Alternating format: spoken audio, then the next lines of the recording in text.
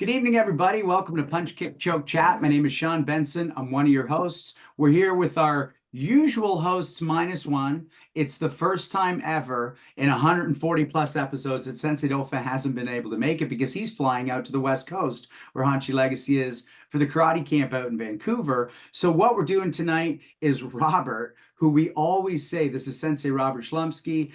We don't want to see him on camera because he's too handsome. Well, we're going to all bow in shame and also bathe in his reflected light because he's actually going to take Sensei Norton's place tonight. We're so happy to have him.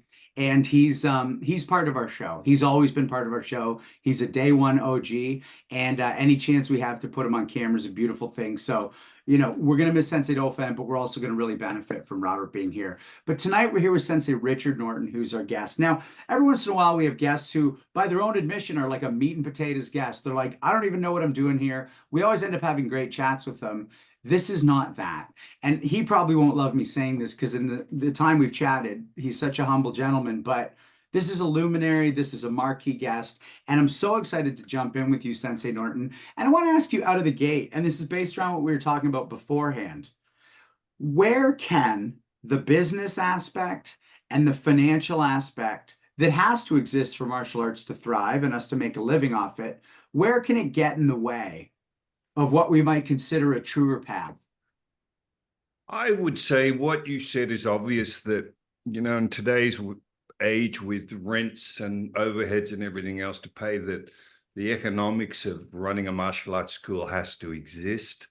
But there's got to be a line that you draw where you don't compromise your principles, and I remember when I started, oh God, I'm dating myself now, I started karate or judo when I was 11, so that's 1961, and karate when I was 15, 16, that's so 1966. And what I always remember is my karate teacher, Tino Severano, who's often referred to as the father of Australian karate, he was Filipino-Hawaiian, came out to Australia and introduced Goju Ryu or Goju Kai karate into Australia.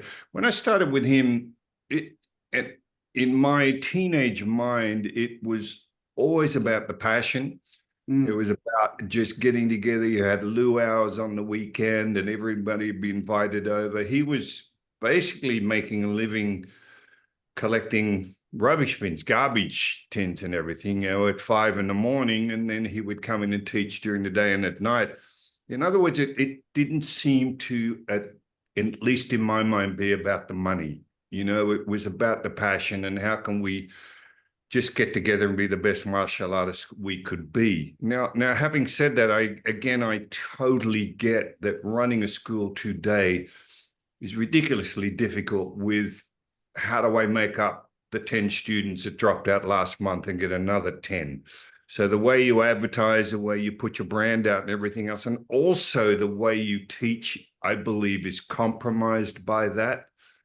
And again, I get that it has to be compromised to some degree, but there's got to be a point where the type of martial arts you're teaching is of a level that basically pays respect to the art and the tradition of martial arts, and particularly when it gets down to giving rank. There's an old saying that, economics gets in the way of that. I find a lot of teachers, and I'm generalizing, will grade people. Why? Because it'll keep them happy and hopefully they'll come back the next month and the month after that. Because for a lot of people, rank is about validation and certification, and the color of the belt I wear and the color of the uniform I wear is what validates me as a martial artist, as opposed to the journey of the arts. I'm getting a long-winded answer there, but I just find for me, if a good example for me was a gentleman named Masayuki Takasaka. He had a style called Keishinkan, and he started late 60s in Australia. He's one of the most amazing traditional martial artists I'd ever seen. And cutting to the chase, he was teaching what he would call old school Japanese martial arts, very hardcore, very, very tough on the mats and everything, the way he taught. And he was losing students. And he realized that he would have to compromise the way he taught in order to keep students. So rather than do that, he basically stopped teaching commercially and opened up a sushi bar. Mm. You know what I'm getting at? So rather than compromise his principles and the way he thought his art should be taught, he said, well, I'm not going to rely on that for commercial return. I'm going to do something else that brings me in an income and teach my arts. But again, I don't get the wrong idea. I get it. I think the idea of having a proliferation of martial arts skills is great. And I understand there's got to be a compromise on both areas. But again, the line has to be in the sand with how much you're going to compromise your principles on how you teach, what you teach, when you grade people. It shouldn't be just based on the economics of what you're doing. That's awesome. And that's not a long-winded answer at all. Let's go to you for that, Hanshi Legacy. Where do you believe that economics can get in the way, not actually help the teaching of martial arts in a genuine way? I agree with what Sensei Norton said. I never was very successful on that level. I just sort of always had small dojos that I could always afford to keep, or my dojos were in YMCAs and places like that. For instance, a lot of dojos closed during the pandemic, but ours always stayed open because, or alive, we'll say. They weren't allowed to be open all the time, but I had never lost or had to shut down any of our dojos during that time. I would never compromise, as you know, I would never compromise our Shorin-ryu for any amount of money. Yeah. And I don't know, I guess I would just take you guys, instead of having more students come up, I would just have my regular black belts and train with us, right? We would always, our black belts, I'm sure, I never worried about it because I'm sure that all of our black belts would have donated $100 a month each just to be able to meet all together at some time somewhere to keep people alive, but not necessarily the physical dojo. And one question I wanted to ask you, Hanshi, because something Sensei Norton talked about is like the luau's on the beach, that kind of thing back in the day. You really brought a familial sense to our club. Do you think that's still alive and thriving, or was there something back in the 60s, 70s that felt a little more like just 10 guys hanging out as family? As it grows, does that diminish? I don't think it diminishes. I think that martial artists always think themselves as those guys, that tight inner circle of, I'll use the word so you know what I mean, warriors. Not everybody's a warrior, yeah, in the martial arts sense. So that gives you that special recognition, even amongst yourselves, that you are this group that, if you weren't there, that group might not be there. There might not be a group there. So we sort of try to keep the martial arts alive. We are, for good or for bad, we are the face of martial arts today. And if we let martial arts die today, it's our fault. So we have to do what is necessary to keep what, from Matsumura on, even further back on, they depend on us to make that stay alive. Thanks, Hanshi. Sensei Suino, where you want to go with this? Well, I mean, there's no question about it. We've all known schools that appear to exist because of the finances, because of the grading fees, et cetera, et cetera. I think it's in the nuance, right? The devil's always in the detail. We've done our best at my dojo to have a very wide door. We try to let everybody in the door, but we try to maintain the standards, which means not everybody that comes in with you goes on with you, right? And I've mentioned this before on the show. We had a gal that worked at our front desk who's really into math, and and statistics, and she calculated something like 1 or 2% of the folks that sign up with us ever made black belt, even Shodan. And it's not because we weren't trying to give out Shodans, right? It was just because it's a long grind and the standards are high, and people don't get there. So that's my view. It still is my view. I have a pretty big club, but I think it's because the doors are wide, not because the front door's wide and the Right. hallowed gates of black belt not so wide. Not so bad. And I would also add that, we also have to understand that not everybody's like crazy people like us that live the martial arts.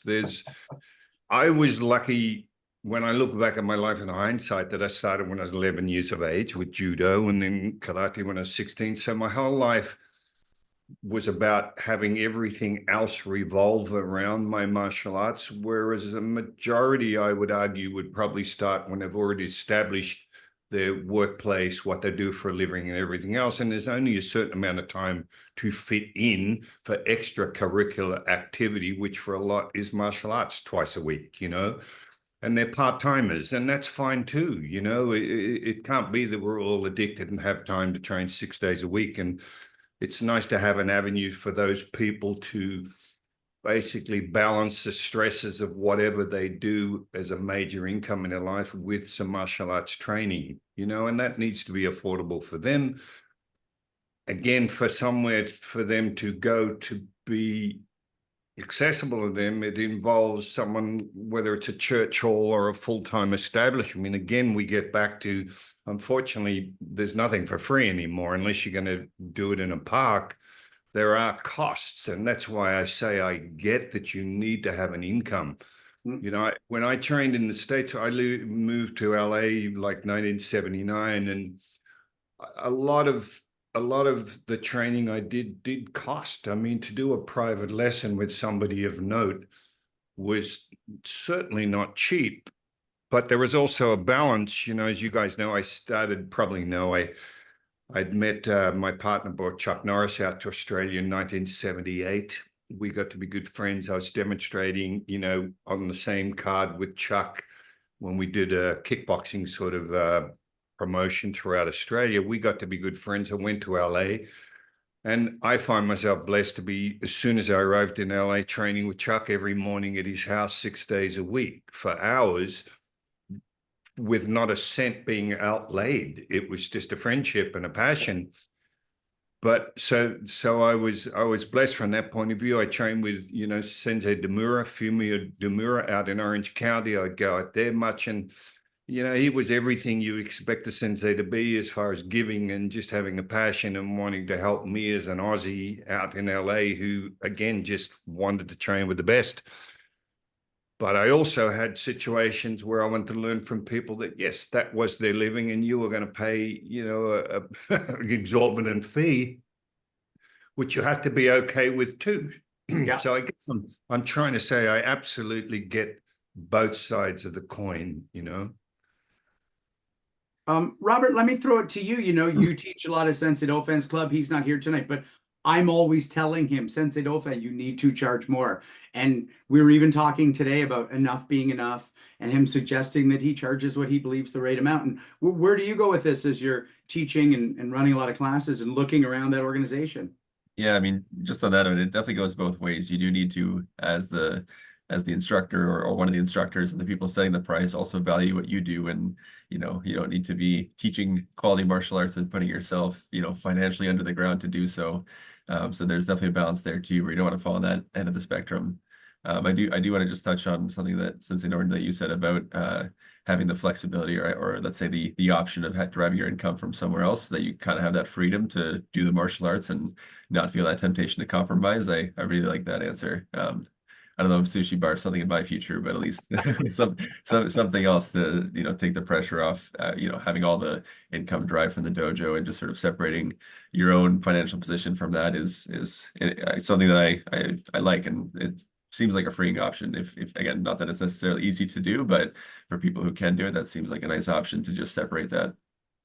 Yeah, and there's an old saying, free has no value. If somebody wants my time, when I look back, I mean, I have spent a fortune getting the knowledge that I have, so it needs to be sort of balanced out in from that point of view, you know, and your time is valuable and everything else. And it gets down to the student. Then I would say to them, well, how badly do you want this? You know, how badly do you want this knowledge? How badly do you want to be the best version of you? And unfortunately, that comes at a cost, whether it's for time, you know, and just basically labor and everything else that goes with it. So that's why I keep saying I get that both sides exist with that.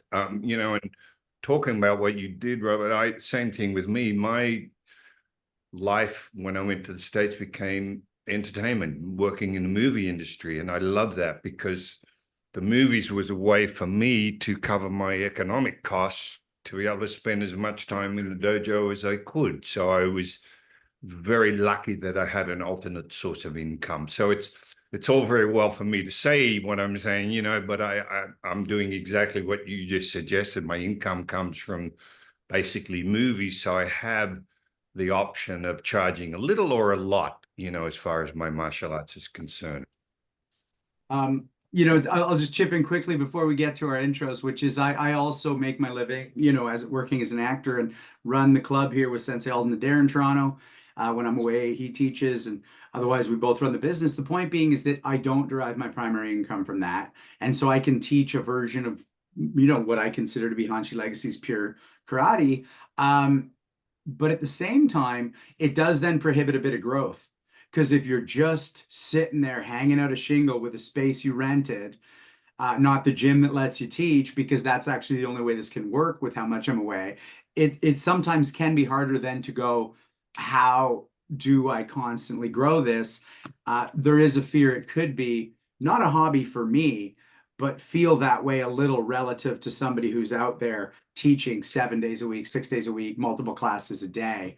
So anyways, I love this chat. But ladies and gentlemen, you've joined us tonight and you're either watching on YouTube way later or live with us tonight. Hit that subscribe, hit the like button. We're so happy you're here. Drop some comments, drop some questions. If it's live, they might feather through to us in time. If you're listening on those podcasts, drive safe. Bake me some real sweet banana bread, send it through the mail. It will get eaten. But at the bottom, what Robert's just dropped is the chat button says, please enter your questions for Sensei Norton. You are part of this living history that we're so honored to be creating here. And by throwing your questions in, assuming they aren't rat shit, we will pass them on to our guest. We're really excited you're here watching with us in real time.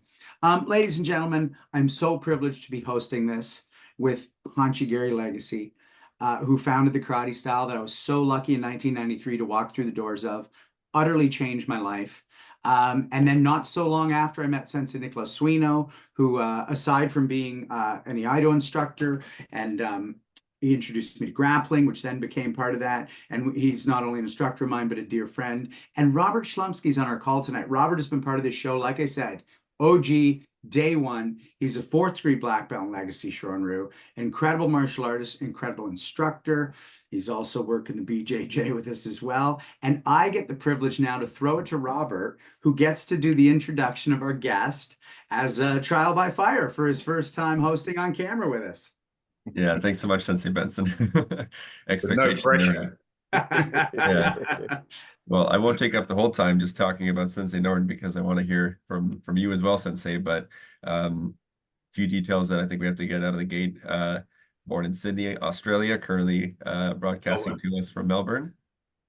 An actor, stunt coordinator, and of course martial artist. Also bodyguard for 25 years. Who has been on tour with a few people and bands you may have heard of, including the Rolling Stones, James Taylor, ABBA, Fleetwood Mac, and Stevie Nicks, to name a few. Helped co-found Zendo Kai, and in which you hold the 10th ed with your instructor Bob Jones Sensei. Also have trained with a number of notable martial artists, including Jean-Jacques Machado, Chuck Norris, a few others. Your first movie, if I'm not mistaken, was in 1980, which was a Chuck Norris film called The Octagon. A number of other movies and blockbusters since then. And as I said, actor, stunt coordinator, work with many in the business, including Jackie Chan and many other names that you would have heard of. So I think I'll leave it there and turn it back to you, Sensei Benson. Ladies and gentlemen, Robert motherfucking Schlumsky, everybody. Nice work and welcome to the hosting chair. So beautifully done. Sensei Norton, let's throw it right back to you. What was it like for you growing up and what brought you into your first martial arts club? I grew up, by the way, I was born in Melbourne, Australia, not Sydney. Robert, sorry about that. Oh, no. Demerit. Edit, edit. Wikipedia needs an update. So, look, I grew up in a place called Croydon. You know, Melbourne is the capital city of the state of Victoria, where I live, and I grew up about 20 miles out of Melbourne. It was very much considered the bush where I lived, as we like to say in Australia. My introduction, I'll be quick on this, as I'd mentioned, anyone listening who's just tuned in, I've sort of mentioned so many times my history of where I started. But again, for those who don't know, just quickly, I started judo when I was 11 years of age. That came as a result of literally of comic books. You know, there used to be comic books with ads for judo on the back of them, you know, defeat 5 assailants with a flick of a wrist and all that sort of stuff. Which, by the way, as an 11-year-old, when I started, I found that was far from the truth, but that's another story. So I started judo when I was 11. It was a police sergeant that was teaching a few miles from where I lived. And by the way, that also started from a kid that moved opposite to where I lived in Croydon. Morris Yeomans, his name was. We got to be good friends after a few months of him moving in. He was disappearing twice over 2 nights of the week. And I was like, oh, you know, what are you doing? Where are you going? And he said, oh, I'm doing judo classes. And that immediately just sparked an interest. I said, oh my God, I want to go. So Morris's dad would drive us a couple of nights a week to this judo class. Another friend of ours that did judo at high school then told us some years later about a karate demonstration that was going to be happening a few miles from where I lived in a place called Bayswater. And this was a gentleman named Tino Severano, who was Hawaiian Filipino. He'd only been out in Australia a matter of months.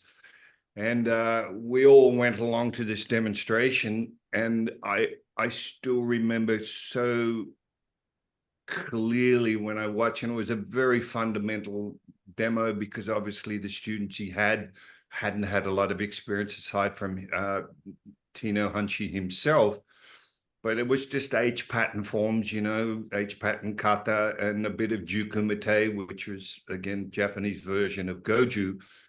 And I was just blown away. And I just remember thinking, oh my God, this is what I want to do, you know. And I was just captivated, started training with Tino Hunchi. Cut to, as Robert said, we get to 1970. And Bob Jones was another one of Tino Hunchi's students. He was 10 years older than me. Bob had an amazing reputation as a street fighter. He ran security in clubs all throughout Melbourne back then, and I always laugh that I refer to them, and they were discos. That'll date me, won't it? Discotheques. I mean, how old is that?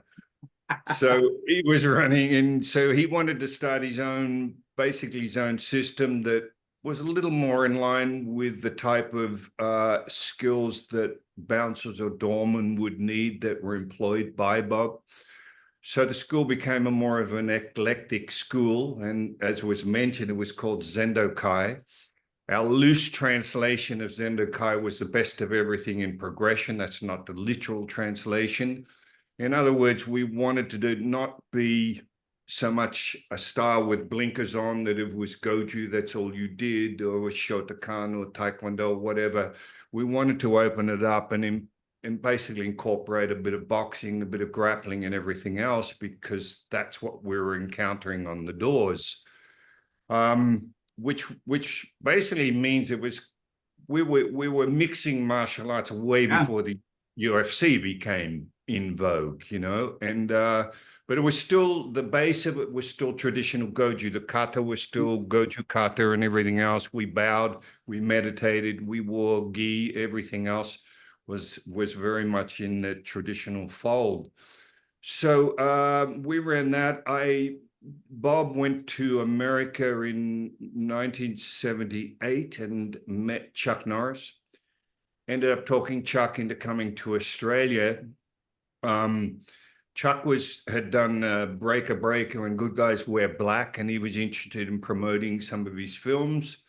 He came out and basically we did a demonstration tour along with kickboxing. Bob Jones was the first one to really introduce kickboxing into Australia, the PKA style, not the Muay Thai style. It wasn't the Thai version. And so anyway, I ended up doing weapons demonstrations with Sai and with Bo and Okinawan weapons, and Chuck was demonstrating Tang Sudo as it is, Chun Kuk Do it became, but anyway, back then Tang Sudo. Chuck and I became really good friends on that tour. We then go to 1979. I'd been working with Linda Ronstadt on a tour here as her personal bodyguard. And Linda ended up wanting me to work for her full-time in the US, you know, as a bodyguard and trainer. I would reluctantly went. I say reluctantly because I had schools, I had a girlfriend, I had everything here. And I was like, oh God, you know, I've got to sort of leave this little pond and jump into the big pond in the US. But Linda was the one when I was umming and ahhing that said to me, look, just try it. You can always go back home. And that was, I went, you know what, you're right. Yeah. And off I went. And I've often said this, and I mean it sincerely. I cannot imagine what my life would have been had I not dared to jump out of my comfort zone and just go off to the States and embark on a whole new journey. So I get to the US with Linda. Of course, the first person I called was Chuck Norris, and he said, oh, come over, we're going to, you know, do some training.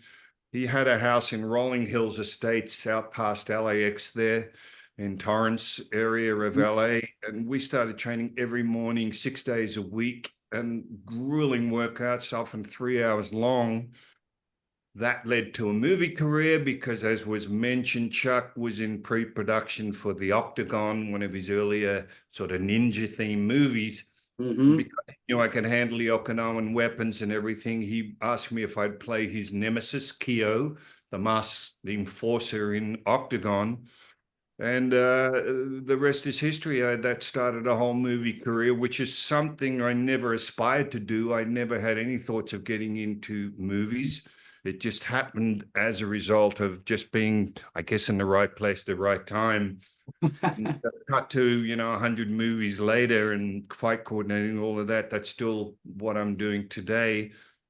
And again, to finish off, Chuck was so instrumental in introducing me to the standard of martial artists that I could never have met without his basically intros, because he was so well liked and respected, you know, especially back in the day. Then we're talking 79, 80, 81.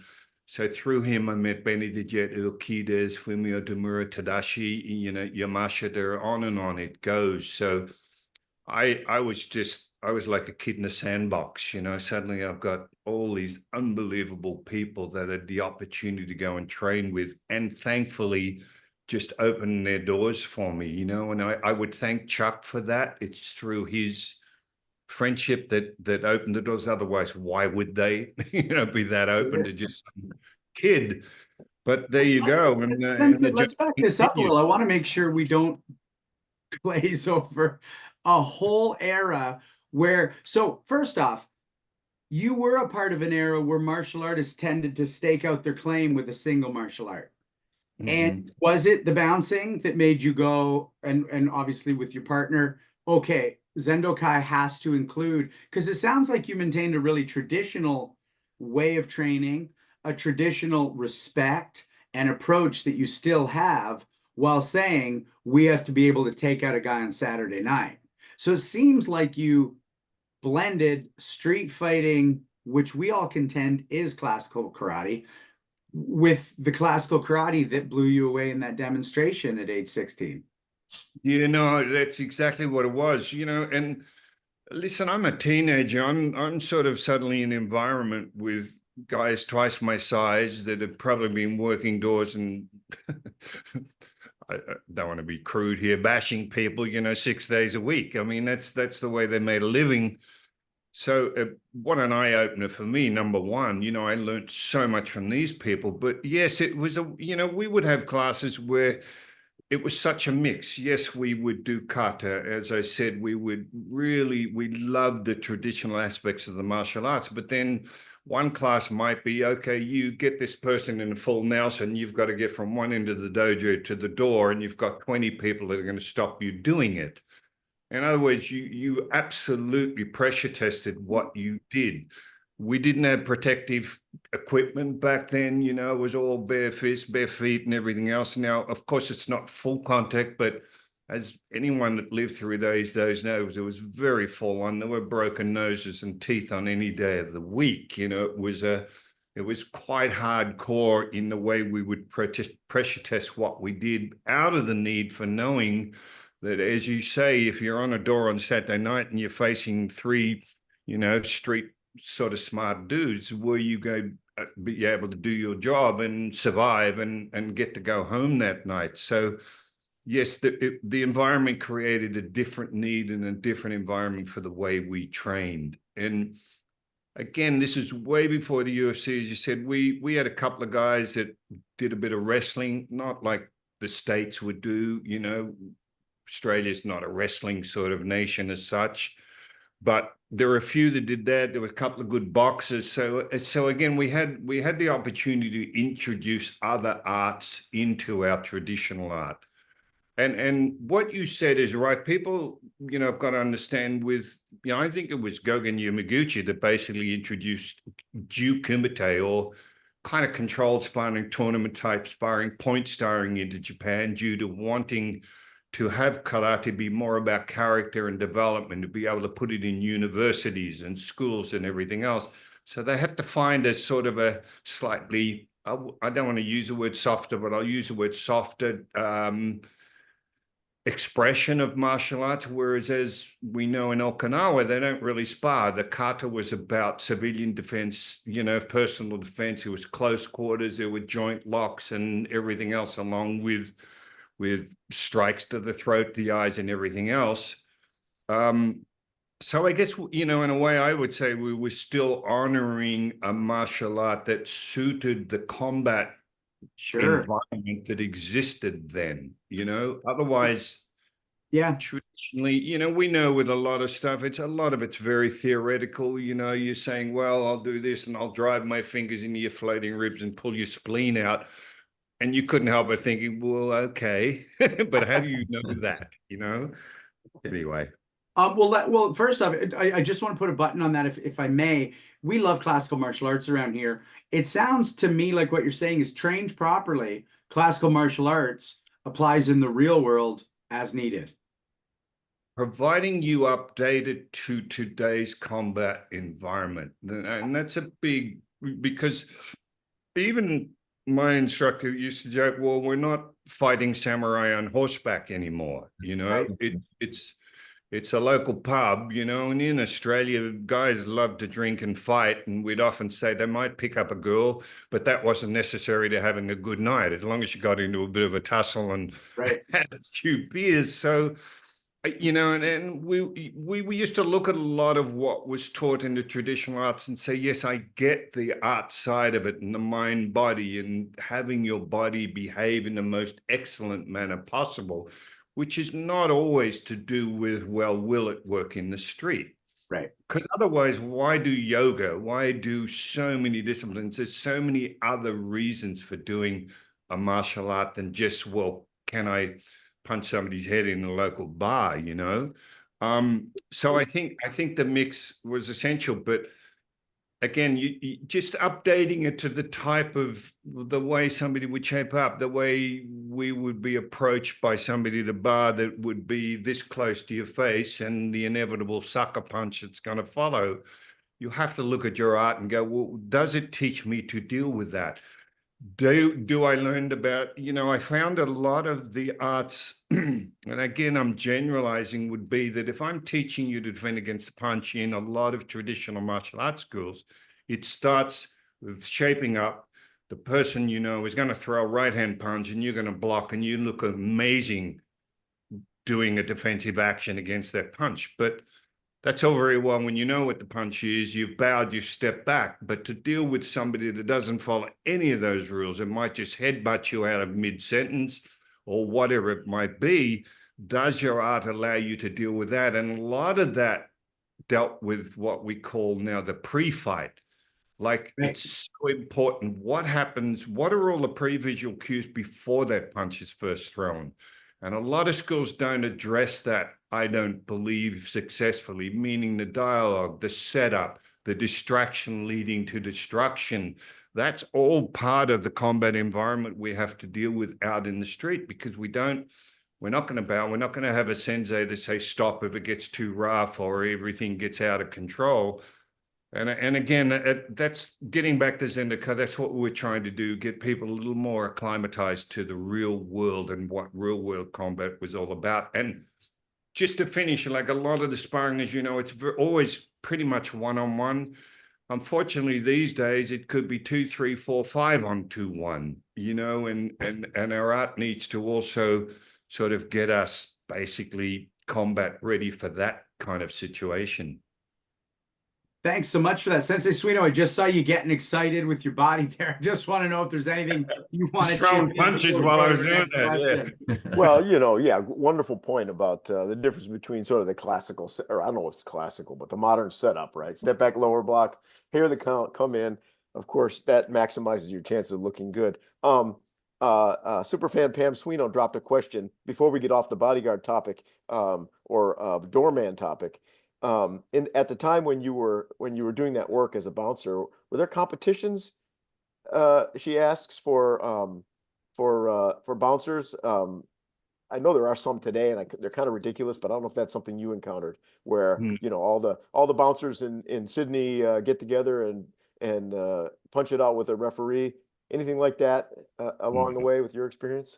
No. The only thing competitive wise in the combat sense was really, like most places, was boxing. You know, there's maybe even grappling was very far and few between. Might have been some Greco-Roman and things like that, but not Brazilian Jiu Jitsu. So yes, boxing, but no, we didn't have that kind of testing ground where bouncers get together.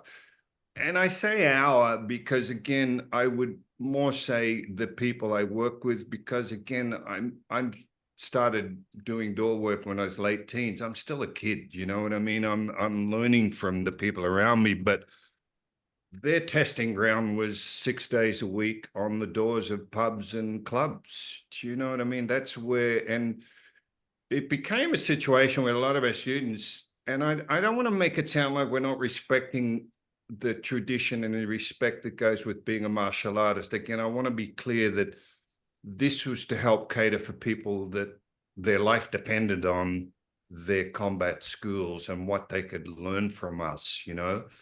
So, you know, a lot of times a class would be what somebody experienced the night before and whether it worked for them or didn't work for them. And now what would I do in this situation? So you would workshop an actual response to a problem that somebody had, you know, in a fight or numerous fights that somebody had had the previous nights, if that makes sense. So, which is not a bad thing, you know. I mean, we need to be realistic, and I keep saying again about pressure testing. I mean, there's a lot of theoretical stuff that's taught out there, and a lot of it's taught by people that, bless their hearts, have never had a street fight in their lives, that are teaching you how to survive in the street.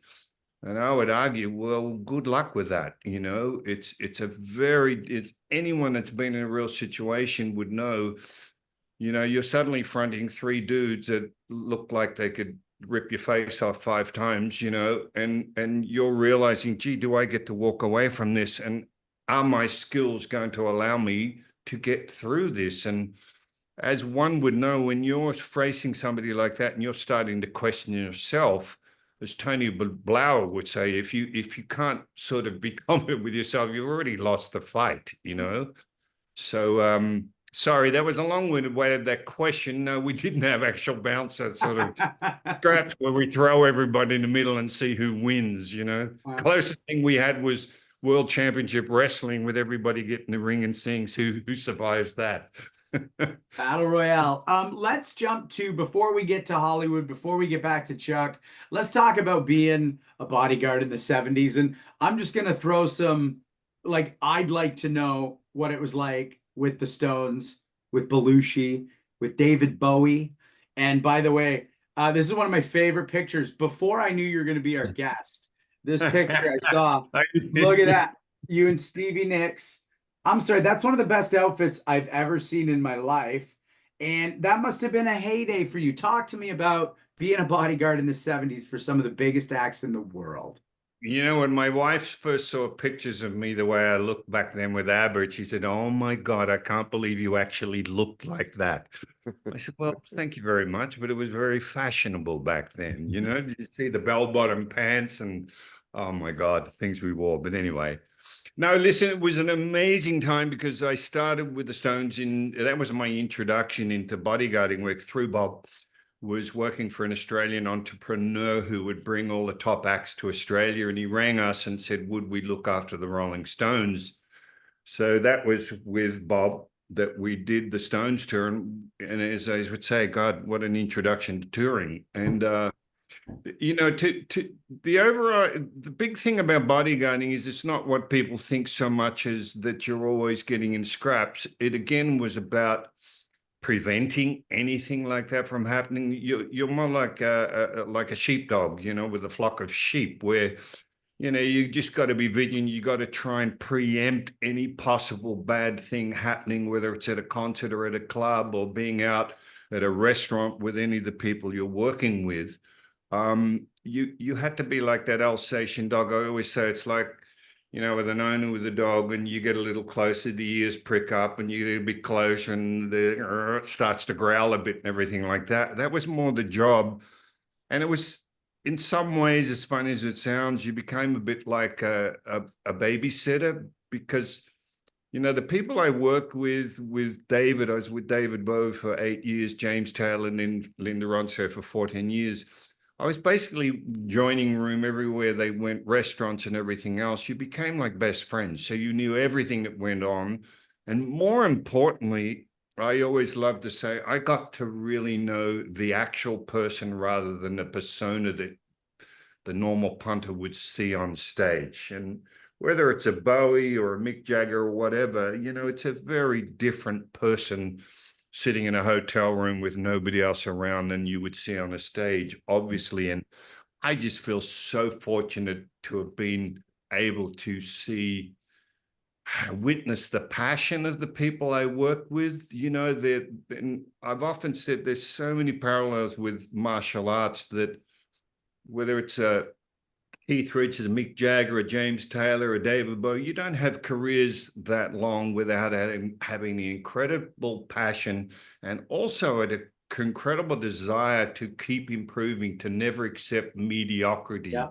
Like, how can I play my instrument a little better? How can I be a little better on stage? And that's what I got to be around. And I love the opportunity to sort of witness that in action. Well, also they lose, right? Not every one of their albums is a hit. So they have to learn also how to persevere in the face of public loss. Oh, no, absolutely. And, you know, you would know as an actor, you can do a movie and think it's going to be the best thing on, and suddenly it just bombs and away you go. And you got to go with the flow. That's like sparring and basically not scoring a punch and being outscored, but doesn't mean you say, well, I'm going to give up martial arts now because I suck. You just go about, well, how can I be a little bit better the next time? And I would see that a lot with artists like Linda Ronstadt, little things like, you know, there was never a time she sang operetta and rock and roll and country and Western. I mean, I remember being in rooms with Dolly Parton and Emmylou Harris and Linda while they're sort of going through a new song.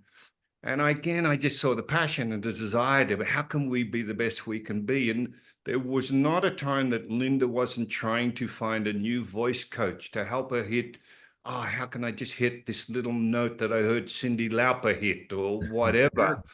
And I thought, wow, that's hopefully what we as martial arts do. Where can I get that bit of extra knowledge that makes me a better martial artist? So the parallels were not lost on me.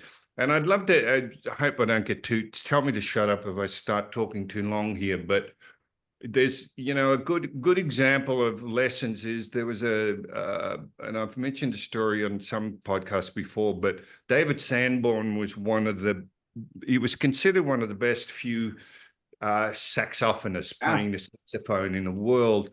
He was a jazz player and everything else. And he was with James Taylor and Linda and a lot of the bands that I toured with. And I was we were in a sound check, and I was watching this sound check in the bleachers, which we do before every major show. And David's playing. And I remember listening and thinking, wow, there's just almost, the sounds he were playing were unlike anything I'd heard before. They didn't have the normal lick that a guitar player would have or whatever. It was almost like sounds that were not quite linked the way that I would be used to. We're in tour bus, and I said to David, David, I'm just fascinated the way you played and everything. It seems like you would almost not be playing, and then there'd be a bit of a sound from the sax, and then you'd put a few notes together, blah, blah, blah. And I'm trying to paraphrase this, but it was one of those Zen moments for me where he said, when I play a note, he said, you hear me and you go, oh, he's playing the saxophone. But he said, I'm never not playing, even when it's complete silence. In my own head, I'm always playing those notes. I'm playing that instrument. He said, it's only when I choose to externalize it by making a noise that you go, oh, that's the note coming from a saxophone. And he basically ended up saying, he said, I don't create noise. I merely punctuate the silence, which is like, whoa, that was amazing, because he ended up, we talked about martial arts, and out of that, I derived that we put on a gi and we cross our arms and then we start throwing punches, at which time people say, oh, he's doing martial arts. But I would argue 24 hours a day, we are martial artists. We're always a martial artist, not just when we put a gi on or do a certain movement or a certain kick. And out of that, he wrote in a book that I loved called Zen and Japanese Culture by D.T. Suzuki. It was like a bit of my Bible in the martial arts of where the mind of a martial artist should be. And he wrote in my book, we don't create movement, we really punctuate the still. Does that make sense? And I was like, oh my God. Let me actually throw this to you, Hunchy Legacy, because this is one of the first ideas when I started with you as a white belt that you introduced was the wave hand, that there's nothing, then there's something, then there's nothing. Hunchy Legacy, do you want to expand on that at all, or remind us of that idea, or go anywhere else with it? No, I'm just gonna pass. Like, what he's saying is going good. Right on. Yeah, and you seem to know that work, yeah? Sorry? You know the book he's talking about. Yeah, I've read the book. Listen, I'll allude this when we wrap up. This is a trip down memory lane. I was born in 1960. All of these names, right, were part of my. I don't want to get too far down this road. Holy crap! Linda Ronstadt, David Sanborn. We just lost him recently, but I was addicted to David's music for 10 years. Linda Ronstadt, like this, all these groups. I'm right in there. I'm a little younger than you, but close behind. I just love the mentions. I could listen to these stories all night. So I'm grooving on the martial arts part of this, but this historical retrоспective is right up my alley. So if I look like a babbling fanboy, that's why. Well, me too. But what was great is the chance. When you asked about what it was like touring was, there wasn't a day that I wasn't training. So as a result, I would train Linda every day. Jane, we would stop tour buses in the middle of Shittsville, USA, and get out of the bus and be doing almost like kata moves with some of the band members and James. And the chance to actually share my passion, but also be a part of their passion. I mean, it doesn't get better than that. David Bowie, when I met David, we started talking. In fact, the impetus for David wanting me to work with him full-time, and when I say full-time, by the way, I mean when they go out on the road and on tour, it's Sure. not like living with. Anyway, I ended up teaching a seminar in New Zealand, a martial arts seminar in New Zealand while I was on tour with David. Bob and I were, and he wanted to come along, and he watched me teach a class. And he said, I've got to have this guy with me. He loved that we bowed and we had the etiquette and the tradition of a martial artist, as well as the actual physical skills. He was so drawn to that as an artist in his own right. And that was really what, as I said, made him ask me if I'd go and work with him. And I thought, again, how good is that? I used to teach Mick Jagger reverse punches at 4 o'clock in the morning after his concert, I mean, it's ridiculous, right? When you think about it. And I love that they respected or had an appreciation for what I did as a martial artist, the same as I did for them in their work as a musician and as a singer. So incredible times. At John Belushi, I'll tell you a funny story I work with John Belushi, and that came about doing Saturday Night Live with Linda. And I used to stretch her out, give her a bit of a warm up before she'd even go on stage. And I'm giving Linda a few exercises, and John Belushi walks in the room. I'd never met him. So she introduces me. Just as a result of that meeting, I was the only one John wanted then. Meaning it wasn't about a resume or anything else. It was about the fact that Linda, as a friend, was, had me along with her everywhere she went. So certainly John wanted me along wherever he went. I ended up sort of hooking up with John, especially when they did the Blues Brothers movie. Got to meet, Ray Charles and Aretha Franklin and all this. I mean, it goes on and on. I ended up not being able to do the Blues Brothers tour due to my obligations with Fleetwood Mac I was working with, as well as Linda and James, hence me getting Bill Wallace. I was the one that said, look, I've got a friend who would be great for this. Rang Bill. Bill ended up working as John Belushi's personal bodyguard. In fact, Bill was the one that found John, unfortunately, unconscious at the Chateau Marmont in Los Angeles when John passed away. But there you go, and there's some of the stories that bring to mind that make me smile is going to a Taekwondo school in LA when, I want to say hi to Bill and John after they've been working together, and Bill's got John Belushi going up and down the dojo throwing round kicks, or washigiri or whatever. And of course, Bill's throwing up, hitting the light bulb, and John's kicking about knee height. And I remember looking at this thinking, how funny does this look? And John stopped at me at one stage and said, yeah, I'm going to use this in my next fight. Like he was laughing at the ridiculousness of his flexibility, as compared to Bill's. But anyway, again, I'm just saying it was a great chance for us to share our art along with what they did as artists. Sounds incredible. We asked all our guests the same 10 questions. So these are your 10 questions. We ask that you answer as impulsively as you can, and then if you need to expand, feel free. So, what is the most effective move in your martial arts arsenal? My most effective move, there's probably two. It's a front kick, depending on the range. If you're talking about actual reality base now, there's one, it's this shot right to the throat. I got to be so good I could give somebody a warning shot over the bow or actually do some damage.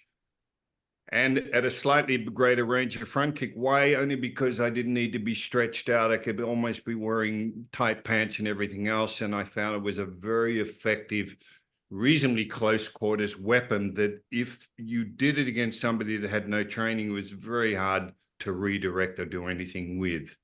So those two, and I got to be very good at preemption because that was always the biggest thing I learned in street was you really need to go first. It's a bit of a fault of martial arts of, well, I'm supposed to block and defend before I actually throw an attack. And the old saying goes, my offense becomes my defense.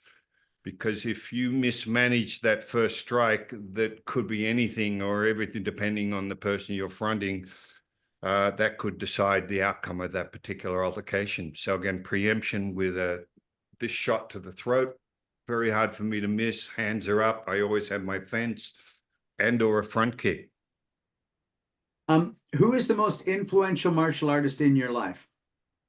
Well, there's a couple. Well, there wouldn't be one. Obviously, Tino Sabarano, because he started me on my journey in my martial arts. I mean, he was like, my father died when I was 13, a little bit before I started karate. And Tino Hanchi became like my dad in the martial arts. I had such inspiration and guidance from him. And he set me on a journey that still exists today, some 50 plus years later. Bob Jones, who I partnered with Zendo Kai, because he taught me so much about the real world and martial arts. And then, of course, Chuck Norris, when I went to the States, introduced me to a whole new world of martial arts. And his friendship was second to none. I mean, he went out of his way to get me started and introduced me to so many amazing people. And I'll always be thankful for that. I do want to just finish that long-winded answer by saying to people, by the way, that, and this is to empower anybody, we always say, oh, I thank Tino for my martial arts, I thank Chuck Norris for this, but I would say to people that when you look at your instructors, yes, honor them and pay homage, but do not take yourself out of the equation. You would not have had longevity in what area if it wasn't your perseverance and you're deciding to stick with that journey that was instigated and helped along by your various instructors. So they were absolutely a part of it, but do not take yourself out of that. From acting, if you don't stick with all the downs and the ups and the no money and losing on your auditions and everything else, if you didn't persevere, you wouldn't have a career, and the same would go as our career in martial arts goes. Who's the most influential martial artist of all time and why? Ooh, that's a hard one. Depending on, again, to me, or you asking me just genuinely? I see, for me, I would go back and give a weird answer like someone like Miyamoto Musashi, just because the Book of Five Rings and what he stood for and the principles he espoused. I think there are amazing lessons from him, at least from what I understand of his life journey. But getting to present day, as I said, there's a lot of people, whether it's a Masayama, with what he did with Kyokushin, or again, a Chuck Norris or Bill Wallace. I wouldn't want to limit that to one person. Obviously, one that people revere all the time is Bruce Lee, such an innovator, so ahead of his time because of the fact that he, a bit like we're talking about, never accepted that Wing Chun, for instance, was sufficient on its own, that he had to add to, studied Western boxing, studied grappling. I mean, Danny Inosanto, I had a great chat with Danny last year before, and I asked him about Bruce and about his innovation, and he said, what people don't know, even in the late 60s, Bruce was working on single leg and double leg takedowns, which you've got to remember back then, nobody ever figured that into the martial arts arena of a grappler's world. He said he wasn't that great at them. The fact that he was always acknowledging the value of that particular aspect of grappling, I thought, wow, that's something, What excites you most about the next 5 years of your training? Every day. I often say that to people, what is your passion? What makes you excited to get up every day? And honestly, it's for me because I think, what have I got the chance to learn today? I've often said, I don't want to be the same martial artist I was 5 years ago, or last year. How can I express what I'm doing a little bit differently? And that's what excites me. And I think the next 5 years is no different from the last 5 and the 5 before that and 5 before that. How do I find somebody else that can make me a better version of me? And, that's what excites me. If heaven exists, what would you like to hear God say when you get there? Even though you've had a full life, you've still got something to learn, son. Always be a student is the message, never forget, you just need to be a student. I often say that excellence is unattainable, but the journey toward it is not, and it's a constant striving and understanding there is always something new to learn, I would be able to bet the house on the answer to this next question. Do you have a favorite film and television martial artist, whether they're great at martial arts or not? Well, again, if you were talking 10 years, 20 years ago, it's different to today. Like today, as far as a martial artist in film, I'm a great admirer of Scott Adkins. I think his martial arts is second to none, the way it's shown on camera and on film. And I know he's such a passionate martial artist. Michael J. White, there's a number that I look at that I absolutely admire today. Of course, going back, you can't ignore Bruce Lee, with how much he inspired non-martial artists to become martial artists, et cetera, et cetera. So, and of course, Chuck Norris, again, such an innovator with when he started. Is there a martial artist, living or dead, in all of recorded history you'd like to train with the most? Again, I brought up Miyamoto Masashi. I couldn't imagine a more exciting sort of venture than spending time with somebody like that.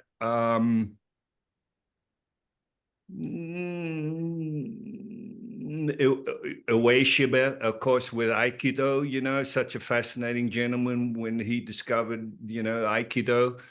Yeah, there's a number. There's a couple that come to mind in the past that I think would be amazing. And of course, like everybody else, to spend some time with an innovator like Bruce Lee would be an amazing sort of addition to my martial arts sort of world. If everyone in the world could have the greatest benefit you've gotten from martial arts, what would they be getting? Self-defense. And let me give you a chance to tell you what I mean by that. What my martial arts has given me is, people look at karate and especially traditional, and they'll say, well, when I say people, a lot of people that don't necessarily train, well, yeah, but is that going to work in the street? Will that work in this and that? And I say, you're looking at self-defense from the wrong point of view. What I've got from my martial arts journey in the way of self-defense is I'm defending myself against cardiovascular disease, Alzheimer's, dementia, stiffening of the artery, stiff joints, et cetera, et cetera. That's what I'm getting defense from with all my martial arts training, because even with the life I've had as a bodyguard and everything else, I could count on one hand the amount of times I've actually had to do what I need to do. So I would say that if the only reason you're doing martial arts is for that next street fight, you're wasting a lot of time.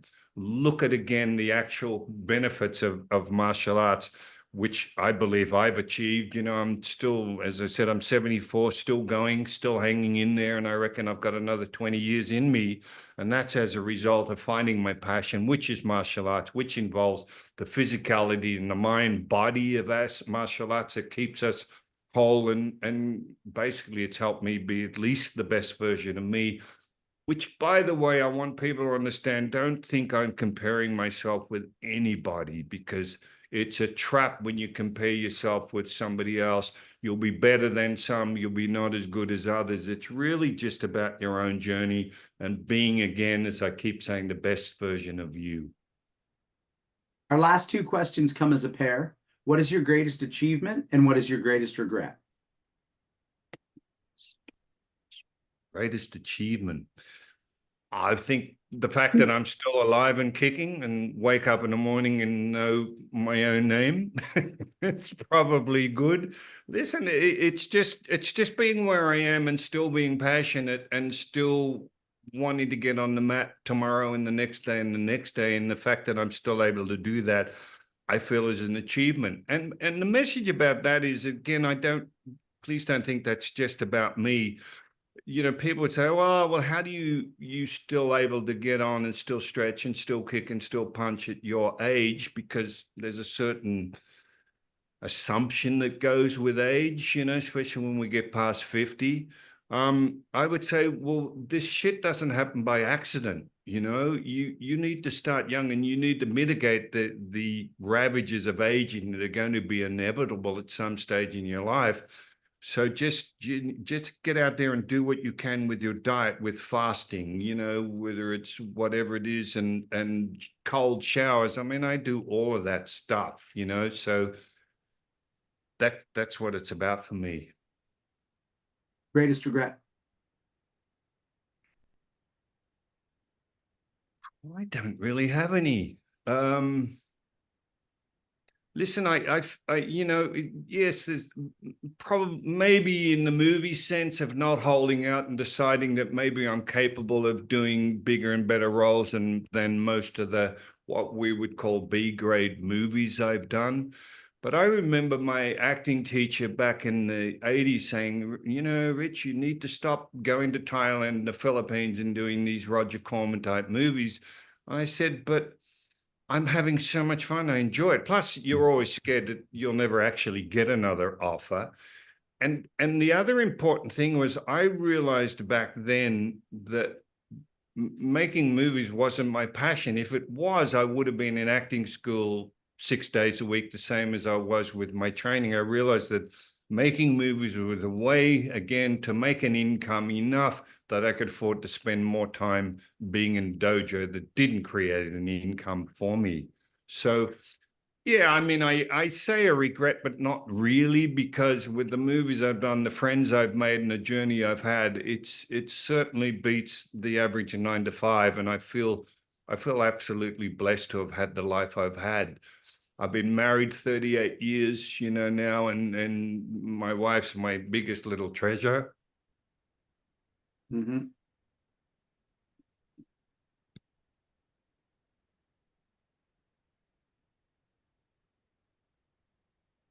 For your 10 questions, Sensei. Yeah. Sorry, I get a bit.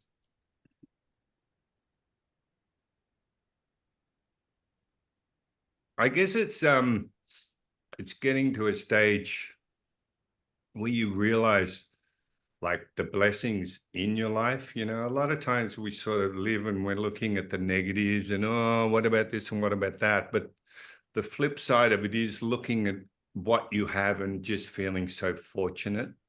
You know, it's huge, you know, the friendships and everything else and the backing and the training I've had and everything else, you know, I just feel totally blessed. That's why regrets, not really, you know, would I do the same all over again? Absolutely, I would, you know.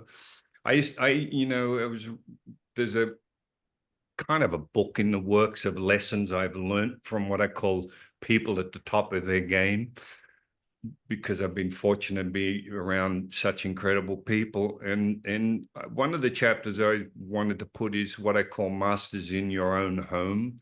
And what I mean by that is with martial arts, we were always, when we're young, a lot of us looking overseas, looking to Japan, looking here. When really, when I look back, I had the best people right there in front of me in my own backyard. Do you know what I mean? And that would apply why I get a bit emotional when I talk about Judy. She's just an angel. And to have her to put up with me for 38 years and to have unconditional love like that, it just doesn't get better than that. And she's right there in front of me. And the things I've learned from her with behavior and attitude and positivity is just second to none. So yeah, I'm just very appreciative of that. Thanks, Sensei. And before we go to a question from Robert, Sensei Suino, I know you talked about your wife, Pam Suino, this weekend at the Crucible, and I see you really nodding along and connecting with what he's saying right now. Well, Sensei, that was just such a genuine moment, and I thank you for being so vulnerable with us. I have so much in common with that idea that I say sometimes that I'm really not a very nice person. And the person I'm really not very nice to is most often my wife. At the same time, she's put up with me for decades and does the best job of helping domesticate me or to get me past that. So I felt a real connection with what you said just now. Well, and again, we're looking over and around and everything, but as a lot of people would say, there's no such thing as coincidences. These people are put in front of you for a reason. If you could be in the moment more and be open to the opportunity to learn something rather than it be about what you want to say all the time and what you think and what you feel, and it's a big thing to be able to, again, it just acknowledge the treasures that we have around us so often. And I would add that a lot of time people are put in front of you to teach you what you should never or never want to do with your life. I've said that about role models. Role models are there. I could have an amazing martial artist I look to as a role model, as a martial artist. But flip side, there's a lot of things I know about certain people that are so great in that one area that represent what I never want, whether it's drink or behavior or how they are with women or whatever. Does that make sense? So again, it's a matter of being in the moment enough to see that. We see both sides of those lessons, that role models or people you love or admire are there to sort of help teach you. I actually want to come back to that. I have a note written from even before the show, but Robert, throw us in a new direction here. Yeah, I almost feel bad moving away from this because it's such a great topic, but I do want to crack into the film industry a little bit with you, Sensei Norton. I have a question because I know you've done a lot of movies on screen as well as a lot of stunt coordination behind the scenes. And my question for you is if there's one or the other that you prefer, or if there's certain lessons you've learned that stand out to you from either being in front of the camera versus being behind the scenes as the coordinator. Yeah, as far as which I prefer, I still prefer the idea of being in front of the camera as an actor, only because fight coordinating and all of that it's kind of what I do. Do you know what I mean? It's wonderful that I get to be on set and I can get to train a Margot Robbie or a Scarlett Johansson or a Will Smith. That's just unbelievable. Flip to being in front of the camera, it's like a whole scary challenge for me because it's not what I essentially am, and what I do. And that's why it excites me. I'm doing a role. I had a role offered to me that we're starting to shoot the end of September. It's basically an LGBTQ themed movie where I'm a military dad. He's got PTSD. I'm on medication. I've got a son and a daughter. The son turns out to be gay. I'm vehemently against gays in the military. There's all this drama. The point being, there's no action. There's not one punch thrown in the whole movie. And, I've often laughed when I say that when the producer called me and asked me, would I do this role? I said, the reason I'm doing it is because it just scares the shit out of me because I don't even know how I would tackle this role. Hence the best reason to say yes and wake the spirit up and then just figure out how the hell you're going to do it, So that's why I say in front of the camera is still, very exciting. Listen, to work with George Miller and a couple of Mad Maxes and Suicide Squad and all these, I mean, as a fight coordinator, that's been an unbelievable experience too. So kind of getting the best of both worlds. I'd say so.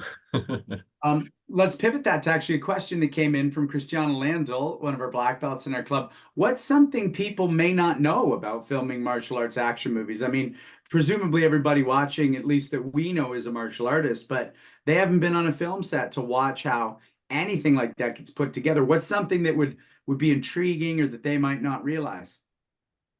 Probably,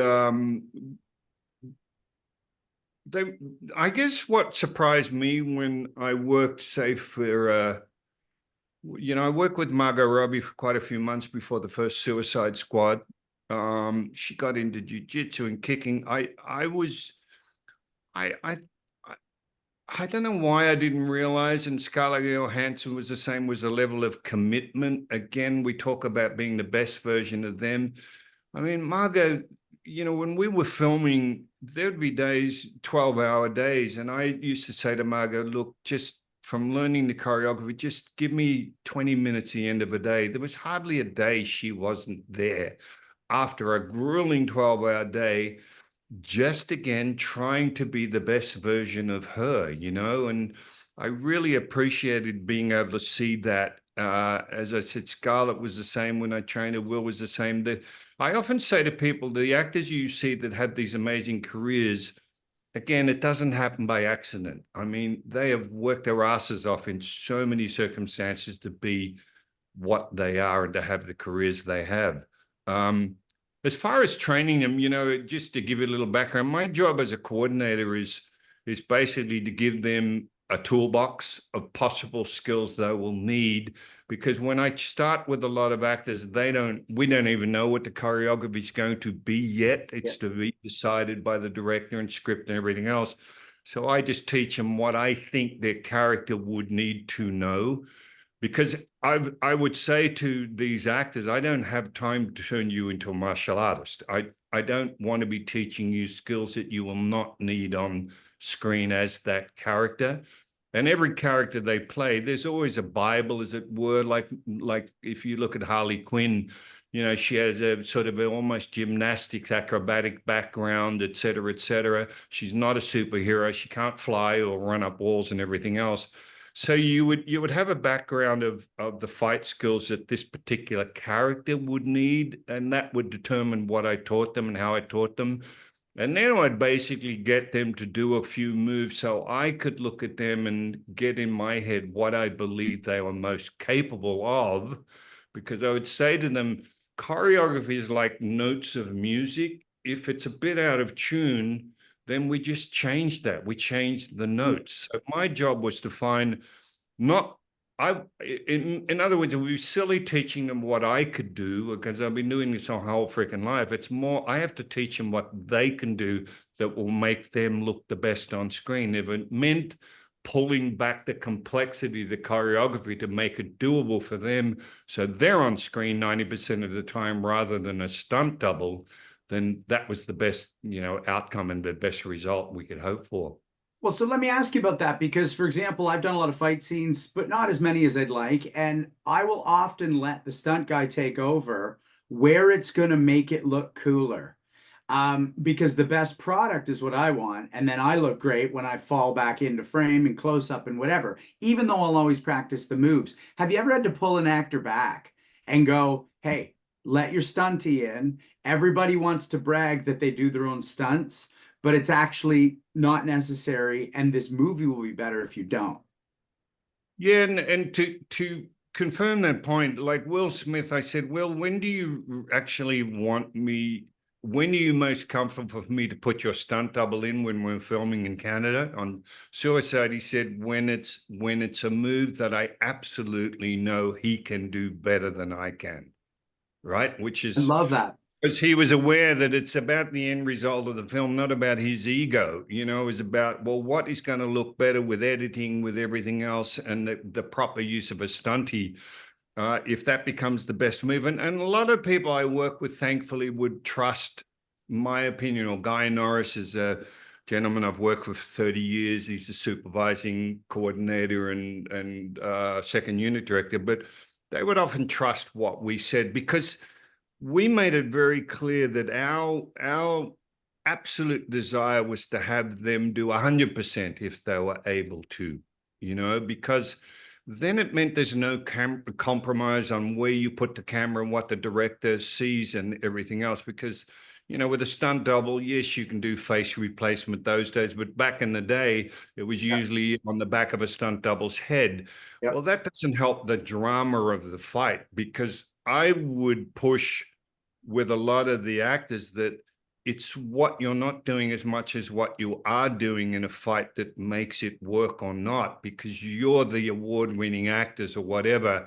And the emotional content of what we see on your face in between a punch or a kick or ducking a bullet that's nearly taking your head off, that to me is what makes a fight interesting as a whole and complete scene of drama. You know, and you've heard the version, the saying that, you know, what we do is non-verbal dialogue. The fight scene is still telling a story. There's a coming from. What started the fight in the first place? Who are you fighting? Do you hate them? Do you love them? Are they your brother? Are they your sister? All of that goes into the emotional journey of the fight. And that's our job, or my job as a coordinator, is to try and get that across to the actor. And of course, being the standard of actor that I've worked with, they totally get it. They get the storytelling part of it. Look at Clint Eastwood. You know, I mean, it's not about spinning heel kicks and everything like that. It's about the drama that goes into the before he throws a punch, and the punch is often quite simplistic, and then it's the emotion after the fight that I believe draws an audience in. So I agree entirely. Yeah. you know, we can have a totally out there, over the top fight scene, but so many times I call it clinical. I look at it and go, it's too perfect. I know that's a stunt double doing most of that action. And yes, we can appreciate the complexity, but I think it's far more interesting to have the actual actor as the character doing the majority, providing they're capable. And the final thing, as you would know, is sometimes it's really a producer's call that, no, I know you want to do this, but insurance-wise, we can't take a chance of you doing an ankle or having an injury, because if that happens, then the whole movie stops. So that's an obvious one as well to throw in. I want to put a quick button on that and then bring this back to what will probably be our last question, which is first off, like Keanu Reeves in The Matrix, when he's doing that Kung Fu sequence with Lawrence Fishburne, the Kung Fu's fun, but his realization that he knows Kung Fu is actually the real joy of that. It's why the audience cheers. And so if you're just watching them fight, it's good. But the second it cuts to him going, oh my God. And so he sells it through what the character's realizing about himself. But let's go back. You know, you're talking about your age and being relatively healthy. And I watched an interview with you and Benny the Jet, and you were talking about basically there's a certain level of behavior below which a martial artist shouldn't drop. And I know you're talking about that in terms of how one takes care of oneself and how one lives. What would you consider that standard to be that lets somebody represent themselves as a martial artist? What shouldn't they go below? Well, that's a hard one to answer, but I say it's quite a holistic sort of thing that, you know, when I see a lot of martial artists walk onto the mat and they put their gi on, the hakama or whatever, they can espouse spirituality and strength and passion and everything else. And again, this total generalization for those 2 hours. And then for the other 22 hours, they're absolute dicks, you know, with the way they are with their family or their friends or the way they are in society. And this is why I've often said it's not the 2 hours on the mat that matters, it's the 22 hours off the mat. And I would say, well, imagine you had a party and all of us are at that party and we're all of different ranks, but we don't have a gi on, we don't have a sign saying Sensei Richard or I'm a this or a that. I would say, what then to the average person who meets you would denote that you're a martial artist? And I would argue your courtesy, your your respect, the way you listen, the way you basically interact with another person, whether they be aggressive or just an everyday person. I think that's what needs to go along with a martial artist. That's why I love the, Zen and Japanese culture, and they talk about Bushido, the honor code of integrity, of loyalty, of all of those things that are what encompass or should encompass us of being a martial artist, not just the fact that maybe we can become a good fighter. And you mentioned Benny. I mean, there's nobody more representative of that than Benny the Jet Urquidez. I mean, they say, walk the walk, talk the talk. I say it's more about walking the talk, meaning a lot of people talk a big game, but they don't necessarily walk it. And, with the way they actually behave. And Benny's an example. I mean, he just lives what he preaches, his spirituality, his faith, his passion for the martial arts, his warrior spirit. I mean, they're everything that I would hope every martial artist would strive to have in their lives, as difficult as it is. And I think that's what I mean with all of that, I love that. Yeah. I just want to go around the horn on that. Hanshi Legacy, what's a type of behavior or a way of being that a martial artist shouldn't slip below? Well, you've got to be what you practice and what you intend to be. It just takes you beyond just what you do in a dojo. You have to take that and put it out into your life. And he said it very well. And basically that's it in a nutshell. You can't go out and try to teach something that you don't truly feel or do yourself. Which again is walking the talk, you know. Otherwise, I think I would consider you a part-time martial artist, you know, rather than from the holistic sense. And hard to do. This gets back to somebody like Judy. I had a little situation, not road rage, it was a little thing where I got a little you know, with the guy in front of him, and cut to the funny thing, we get home. And this is why it's funny, because this is what I teach. And Judy's sitting there, she says, I think you mismanaged that a bit. Just a great term. And I said, you were so right. I said, I did. And it just made me laugh, you know, hence the idea of always being a student, having people around you that'll keep it honest and tell you the way it is. But yeah. Robert, let's go to you. What's a standard of behavior below which you believe a martial artist shouldn't drop?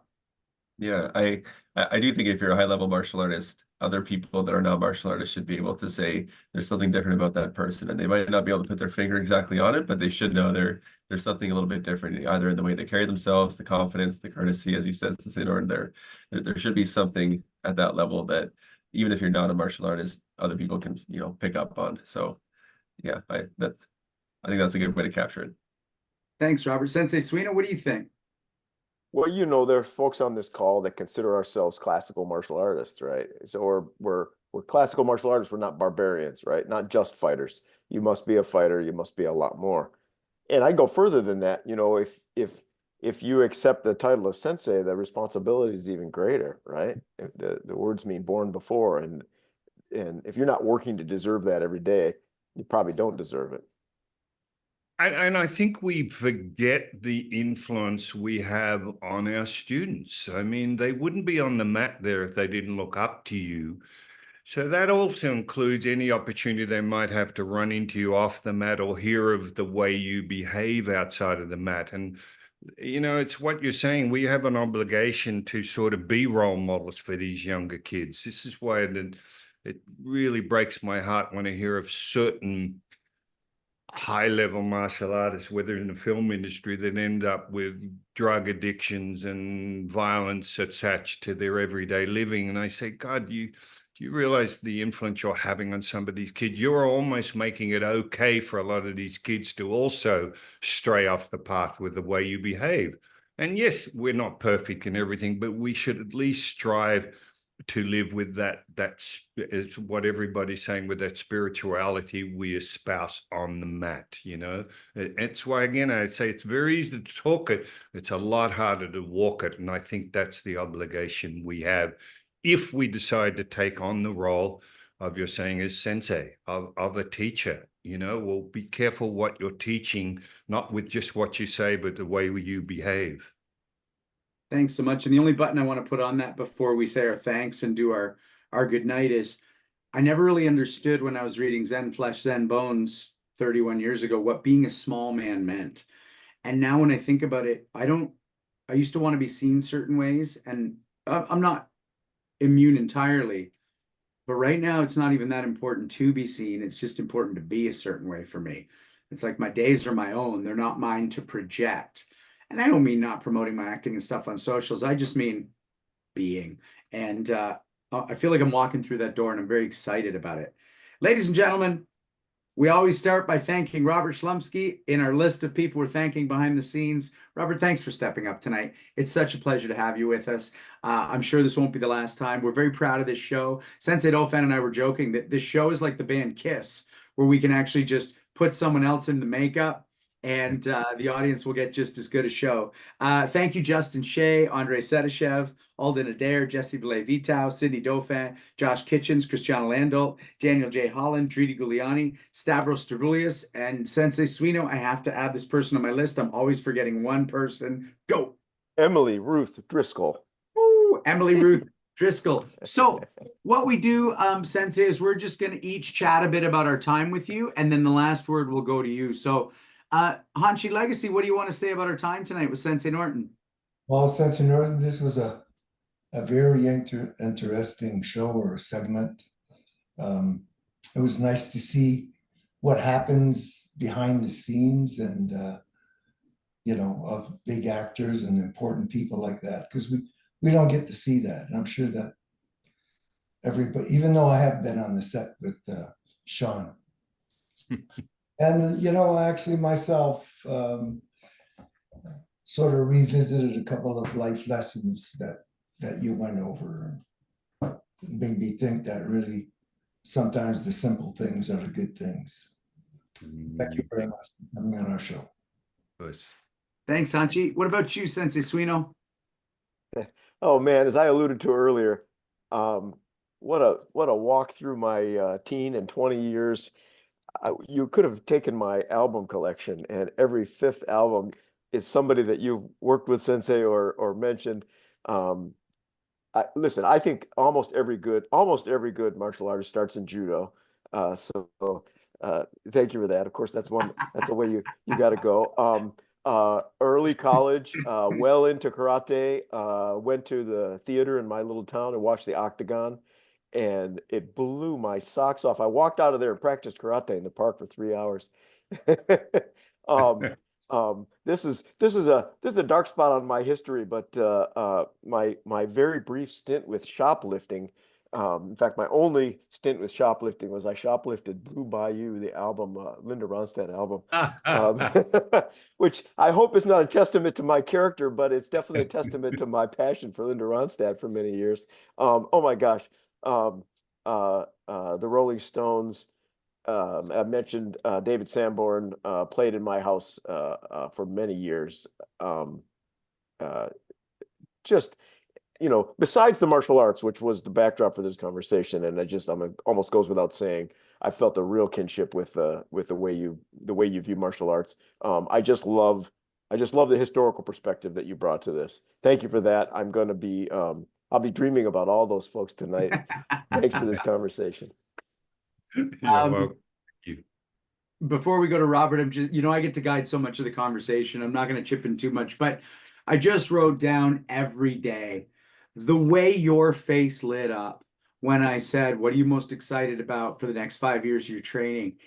You looked like you were 5 years old getting a Christmas present. You just said every day. And honestly, I mean, obviously you and I have a lot in common. We've had the same jiu-jitsu coach, and we've moved through versions of the same career, etc. Obviously, I'm not a bodyguard, but when you said that, I'm like, that childlike fervor. I can't wait to wake up tomorrow. And I loved seeing that in you. Robert? Sensei Norton, I like to take a lot of notes throughout the call, and I've got probably 2 pages worth, so I've got a lot to reflect on. But some of the highlights, I mean, training with Chuck Norris 6 days a week for a few hours a day. I mean, who doesn't want to do that? The friendship with Chuck Norris and how that opened doors for you, and just that humility and gratitude for that. Do what you do to survive and get home that night. I mean, I love hearing things that I've heard from my own sensei, Randy Dauphin, many times. It's nice to see the parallels in some of the conversation. Teaching Mick Jagger reverse punches at 4 a.m. I mean, that's a great story. Yeah, paying homage to instructors, but also not taking yourself out of the equation. I have to reflect on that one more. It's about your own journey. Yeah, overall, just the level of gratitude and humility, even from someone with the career that you've had, is really, really outstanding to me. And a lot of the commentary about not just the martial art, but also what it brings for you in terms of courtesy and how you should carry yourself. I really enjoyed that part of the conversation. So thank you very much for tonight. You're welcome. Thank you. Thanks, Robert. What do you want to say for us all to think about as we log off and go to sleep? Probably not you in Australia, but over here in our time zone, Sensei. How do you want to send us off? Probably the most thing I'm thrilled about is to actually have people on this that know who David Bowie and Linda Ronstadt are, right? Because so often you mention, they're like, oh, who? Right? It's a different era. I'm just thrilled to be able to live through that sort of era. As I often say to people, to be on the road with those sort of bands in the 70s and 80s, it will never happen again. We'd all be in jail. It was an unbelievable time with that. I mean, you can imagine you know, when I say to people, oh yeah, just daily on the beach, you know, with Anna and Frida from ABBA, you know, running them through exercises in their little bikinis, you're like, what? It doesn't get better than that. How could it?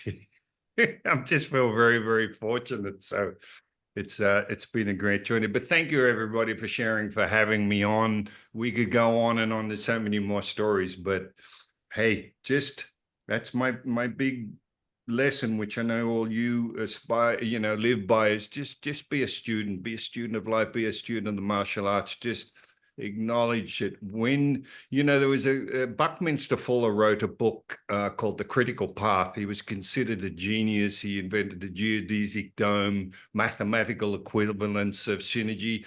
He talked about goal setting, and the reason that you set a goal, that it's never quite as fulfilling as you think it will be. Because when you get to it, you think, oh, if I could just win the Melbourne Karate Championship, that's it. I'll have achieved. I can be happy. And you win it. And suddenly you're like, oh, maybe I could win the Australian, blah, blah, blah, blah, blah. And he said, the reason the goals are never as fulfilling is to keep bodies in motion. It's to keep you going to a new point. And going to a new point, it's because he said anything that stops still long enough, whether it's an animal, a tree, or a person, is probably dead. So the idea of just always, what can I do to better myself, keeps you in motion. And that's basically what I believe life is about, and especially as a martial artist. Thank you so much, Sensei. Thank you, everybody, for tuning in. We'll see you next week. We cannot wait. Stay safe. Thanks everybody. Yeah. Appreciate it.